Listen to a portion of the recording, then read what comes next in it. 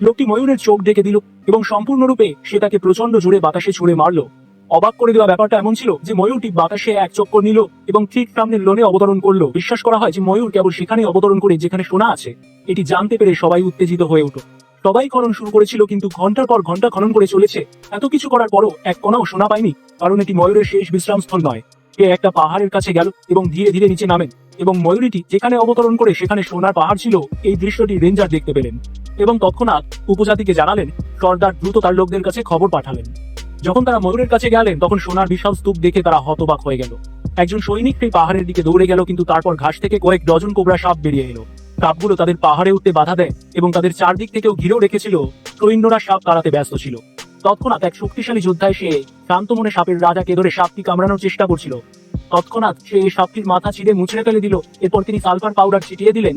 সে সেখান থেকে সাপের ঝাঁক সরিয়ে দিল। যোদ্ধা জানতো যে এই ধন সাপ দ্বারা সুরক্ষিত ছিল। যদি সে সোনা চায় তাহলে তাকে সাপের রানী মেডুসার মুখোমুখি হতে হবে। তার সারা শরীরে সালফার লাগানো ছিল। তারপর সেখানে এক ভয়াবহ যুদ্ধ শুরু হয়। পার্ট 2 দেখতে চ্যানেলটি সাবস্ক্রাইব করে রাখো।